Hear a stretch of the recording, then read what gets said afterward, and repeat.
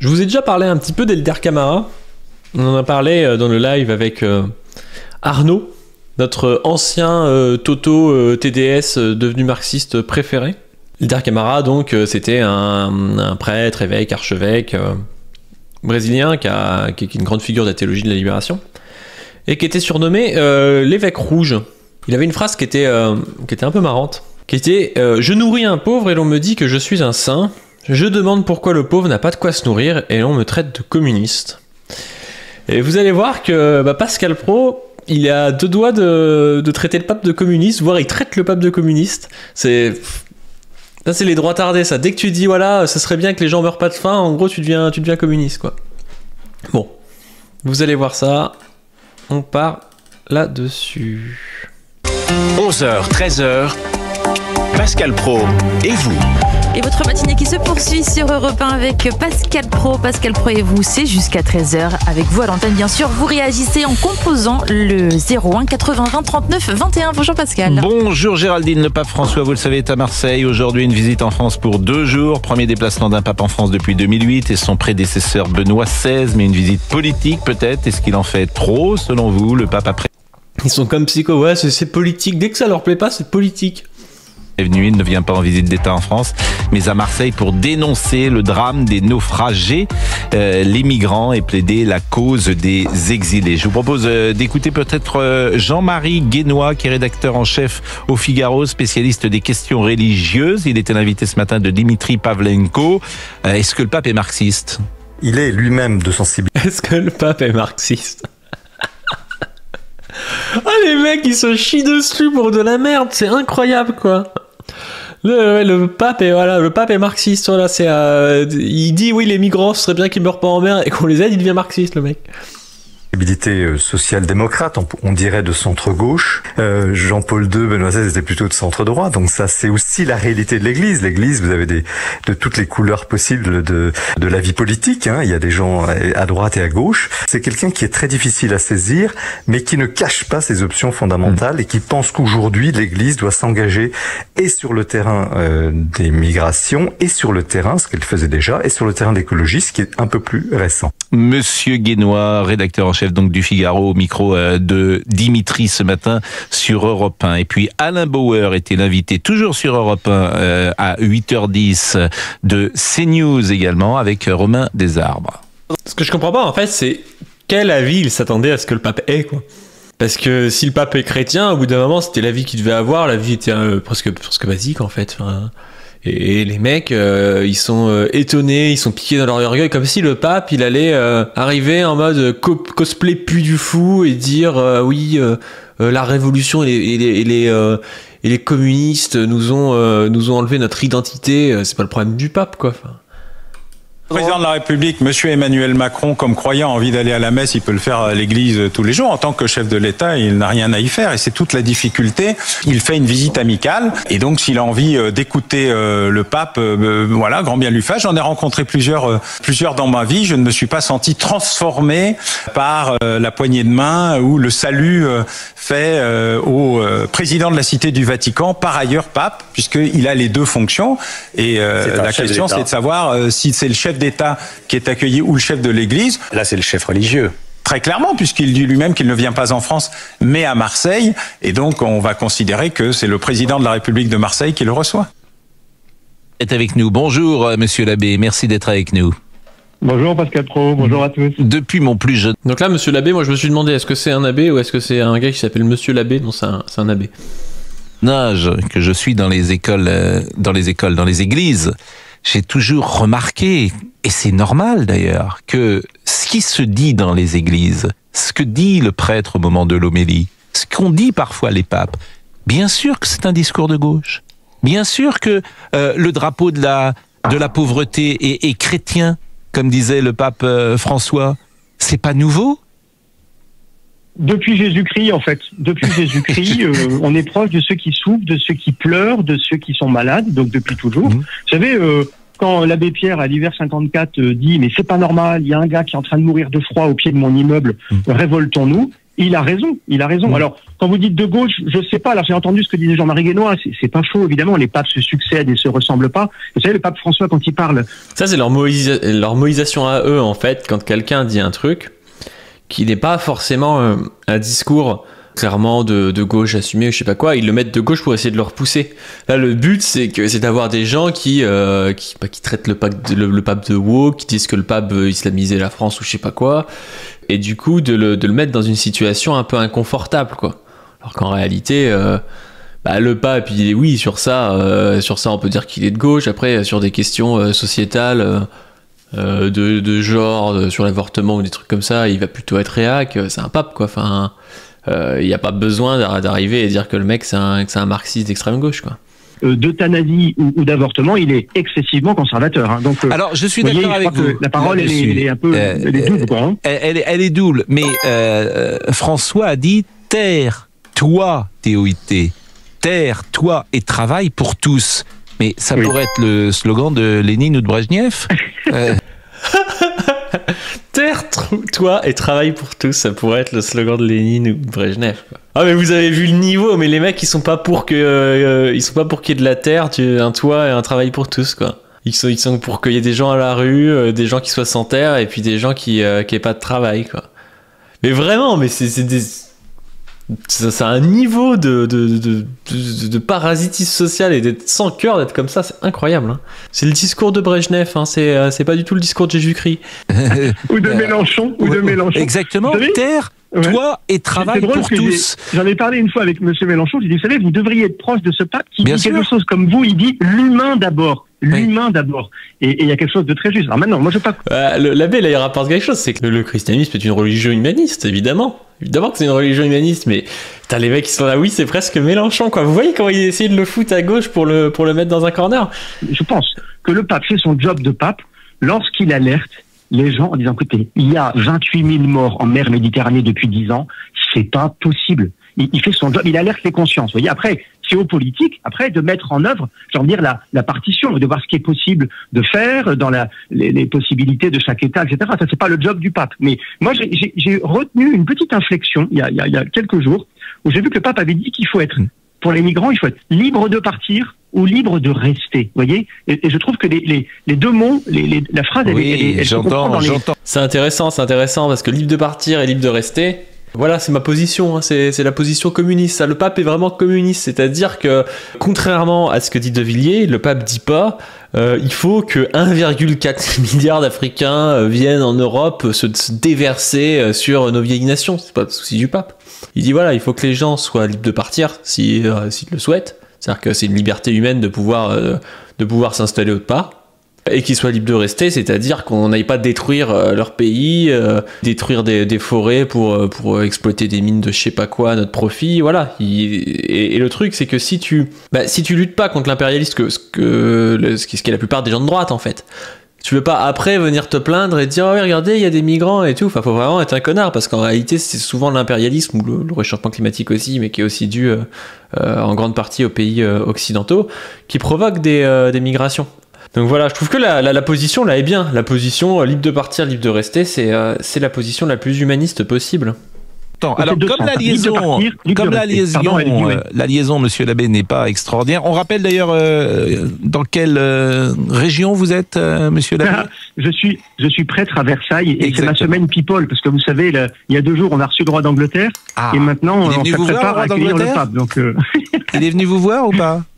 Non. Il n'est pas abbé, du coup, il est prêtre. Il est passé tout juste devant mon église.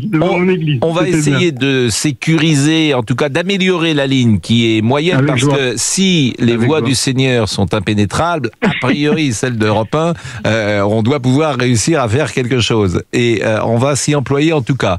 Nous sommes avec Johan.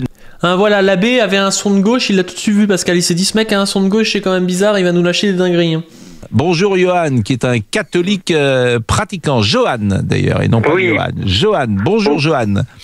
Bonjour à tous. Je le dis avec un peu de provocation, bien sûr, mais le message de Jésus, c'est un message communiste, d'une certaine manière. Oui, mais bien entendu. Et comme vient de... Le message de Jésus, c'est un message communiste. Vient de le dire l'abbé, c'est sûr et certain, c'est qu'à un moment donné, que ce soit dans le partage des pains, que ce soit dans cette multiplication, le côté aimez-vous les uns les autres, On voit en fait aujourd'hui une division entre l'humanisme et l'anti-humanisme qui est le libéralisme, qui mène à une néofascisation ou des choses du genre. C'est très bien que les courants fascistes se sont toujours inscrits contre les Lumières et contre l'humanisme. Et en fait, c'est ça le truc, c'est que du coup, Pascal Praud, là, il pousse toute personne qui est humaniste, c'est-à-dire qui est pour partager son pain, par exemple, à être communiste, tu vois. Et au fond, il a pas tort. Au fond, il a pas tort, c'est-à-dire que au bout d'un moment, dans une société en crise, il y a deux choix. Il y a le choix de la réaction, il y a le choix du progrès. Le progrès va tendre vers le communisme et la réaction va tendre vers un néofascisme. Et je trouve qu'il l'avoue, c'est-à-dire, voilà, si y a quelqu'un qui a froid dehors et que tu l'accueilles chez toi, eh bien, déjà, en partie, t'es déjà dans des dispositions mentales qui ressemblent à des dispositions mentales communistes. Et si y a un mec qui est dehors, qui frappe chez toi, et que tu lui mets un coup de crosse, là, t'es dans des dispositions mentales de libéral réactionnaire. Le Parti communiste est un parti qui œuvre et qui milite pour la paix. Jésus était un homme de paix. Voilà, donc... ça ne veut pas dire que les gens de droite ne sont pas des hommes de paix, hein, entendons-nous nus. Alors après, c'est la manière de réussir cela. Je suis pas sûr que le communisme soit la meilleure manière, bien évidemment, elle l'a prouvé, ou il l'a prouvé au XXe siècle, mais... Ça, c'est de la propagande, ça c'est de la pure propagande, parce qu'au XXe siècle, il y a plus de crimes du capitalisme que du communisme. C'est-à-dire, faut arrêter les conneries. Il y a plus de crimes du capitalisme que du communisme au XXe siècle. Au XXe siècle, c'est sûr et certain. C'est ridicule, son truc. Terre, toi, TOIT, je le rappelle, et Travail pour tous, bah, effectivement, c'est un message plutôt d'homme de gauche. Mais le paradoxe, Johan, et c'est pour ça que les catholiques de France, en tout cas, ont un problème avec ce pape, c'est que l'Église... Voilà, là. Donc le pape est de gauche, regardez, le pape c'est Mélenchon. Les catholiques de France ont un problème avec ce pape. C'est vrai en partie, mais il y a une espèce de discours pour s'auto-convaincre et qui va convaincre des auditeurs que voilà, le pape est un islamo-gauchiste et que eux, quand même, ils valent mieux que ça. L'Église, globalement, à grands traits, elle est associée à la bourgeoisie. Comme le Vatican est plutôt associé à la droite conservatrice. Donc vous avez d'un côté des gens qui sont dans les églises, qui sont plutôt des gens de droite, et vous avez un pape qui est plutôt très à gauche. Donc il y a là, alors à grands traits bien sûr. C'est marrant parce qu'il a associé la bourgeoisie à la droite, alors que d'habitude il dit que voilà les bobos de gauche, je sais pas quoi. Tout ça demande à être nuancé. Moi, j'ai une théorie par rapport à ce pape qui justement essaye de réformer justement cette vieille église et d'un côté il a tous des gens qui le tirent vers ça, et il y a malgré tout encore autour de lui des gens qui préfèrent la vieille église. Et qu'est-ce que vous appelez la vieille église? Il n'y a pas de vieille église, il y a l'église. Je veux dire, vous n'allez pas demain autoriser l'avortement au sein de l'église, parce que ça ne serait plus l'église. Le concept de vieille église et de nouvelle église me paraît, je voudrais que vous me le précisiez. Alors, la vieille église, c'est l'église où justement l'homosexualité n'est quelque chose qui n'est absolument pas imaginable. Or, le pape s'est entretenu avec une dizaine de jeunes et il dit à une fille qui est non binaire et lesbienne quelle est ma place moi dans la... Ah putain, il y a voilà les non-binaires lesbiens turbo fans de Danny Raz là qui viennent interpeller le pape et qui lui font dire des dingueries. C'est bon ça. La religion, il lui dit mais il lui dit tu es la fille de Dieu, et chaque être humain. Ça va être intéressant d'ailleurs d'interroger le père Amar là-dessus, parce que sur l'homosexualité, est-ce que l'Église a vraiment évolué? Le pape a dit qui suis-je pour juger? Mais que je sache, je ne crois pas qu'il y ait une position claire sur l'homosexualité et l'Église, monsieur l'abbé. Bonjour, j'espère que vous m'entendez mieux. Je suis très étonné que vous puissiez parler de l'homosexualité alors que là, le pape va à Marseille pour parler des migrants. Ah là là là là là là là là là là, on croirait du je sais pas, enfin, je sais pas, un mec de gauche, en gros, qui est, on veut parler d'un thème social, et puis t'as un type qui ramène l'immigration. Là, c'est pareil, le type, on parle des migrants, et on vient lui rapporter, oui, alors, l'homosexualité et l'avortement, c'est vrai que c'est pas forcément le sujet, quoi. Je crois qu'on est un peu hors sujet. Non, on n'est jamais hors sujet parce que ce sont des sujets. D'abord, c'est Johan qui parle de la vieille Église et d'une nouvelle Église, et votre réponse montre, pardonnez-moi, Monsieur l'abbé, une forme d'embarras. En tout cas, je l'interprète comme cela.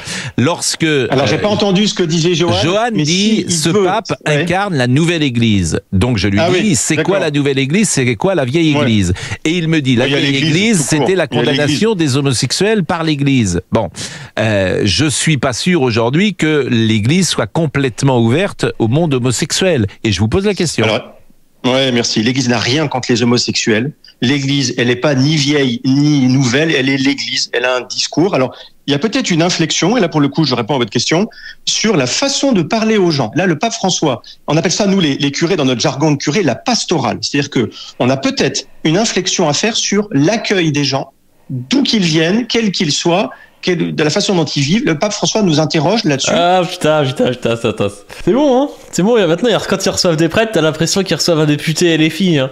Parce que lui-même, il est passionné par la rencontre. C'est vraiment, vous savez, c'est un latino, hein. C'est un sud-américain, donc il est passionné sur par la rencontre des gens. Quelle est la position aujourd'hui de l'Église sur l'homosexualité? La question qui fâche. Quel bâtard, Pascal Pro. Celle d'hier, celle d'aujourd'hui. Pardon de le dire à Johan s'il nous écoute, mais la position de l'Église ne changera pas. L'Église ne changera pas. Pourquoi il bégaye, le gars? Ouais, on a la même position qu'avant, mais ouais. C'est trop bizarre, cette position, le mec. Par contre, l'accueil des personnes, c'est laquelle? Est-ce que vous pouvez des efforts à faire. Est-ce que vous pouvez la préciser pour que les choses soient claires? C'est laquelle? En deux mots, je me refuse, Pascal Pro, par respect pour les personnes et par respect pour ceux qui nous écoutent, de régler cette question et surtout de réduire le message de l'Église à la sexualité des gens. Enfin, on est beaucoup plus. Oh, il est cramé de ouf, le gars, sur lui demande un avis sur l'homosexualité. Il est trop bizarre. Ouais, oui, on en parlera hors cam. Bon, voilà, c'est ce que je vous avais dit. Ils disent oui, le pape est de gauche, machin. Oui, il est de gauche sur des questions. Il y a des questions où il est réactionnaire. C'est le pape, en fait. C'est le pape. Oui, mais Johan, pardonnez-moi de le dire comme ça. Des hommes et des femmes aimés de Dieu. Je ne pense pas que ce soit respectueux pour nos auditeurs de régler le problème en 3 secondes. Mais monsieur l'abbé, ça montre ce que je pense d'ailleurs, la différence qu'il y a entre le dogme que vous êtes forcé d'épouser et au fond ce que vous pensez vous. L'homme que vous êtes, en fait, vous aimeriez vous éloigner sans doute ou du dogme ou de la parole officielle de l'Église. Donc je suis très à l'aise. Il dit un peu les termes là, Pro. Hein. On voit que le prêtre a l'air quand même plutôt progressiste, mais que dans sa paroisse, il y a peut-être aussi des gars qui sont ultra réac. Il y a peut-être aussi, évidemment, encore dans l'Église, des gars qui sont ultra réac et tout sur la question. Donc lui, il est là, oui, on aime tous les êtres humains, mais t'inquiète. Très à l'aise avec les papes, quels qu'ils soient. Moi, je suis né le pape Jean-Paul II, le pape de ma jeunesse. J'ai reçu le pape Jean-Paul II, je reçois Benoît XVI, je reçois le pape François. Oui, les trois, avec ce qu'ils ont chacun à nous dire et à nous donner. Vraiment, pour moi, c'est une grâce, c'est la grâce de l'Église d'ailleurs. Les papes se succèdent et se ressemblent pas. Bon, en tout cas, je vous ai posé la question, vous avez répondu et chacun pourra interpréter ce qu'était votre réponse. Je vous remercie en tout cas beaucoup et vous allez pouvoir rester avec nous encore quelques. Bon, on va pas tous se mettre parce que après ça devient moins intéressant. Je l'avais maté. Mais non, ils ont un peu les chocottes quand même face à un gars qui tient juste une position chrétienne en fait. Le christianisme leur fait peur. C'est peut-être aussi parce que c'est peut-être une ruse de l'histoire en fait. Il y a eu toute une déchristianisation de la France et tout avec les bourgeois qui ont conservé un petit peu, certains des bourgeois réac, qui ont revendiqué le catholicisme, mais sauf qu'aujourd'hui, en fait, le catholicisme, c'est beaucoup plus des pays en voie de développement, des pays d'Amérique du Sud, des pays d'Afrique. Et donc, la papauté est obligée de représenter, dans un certain sens, aussi ces pays-là, quoi, qui sont des pays pauvres et qui portent des espérances beaucoup plus progressistes sur le monde que les vieux bourgeois français catholiques.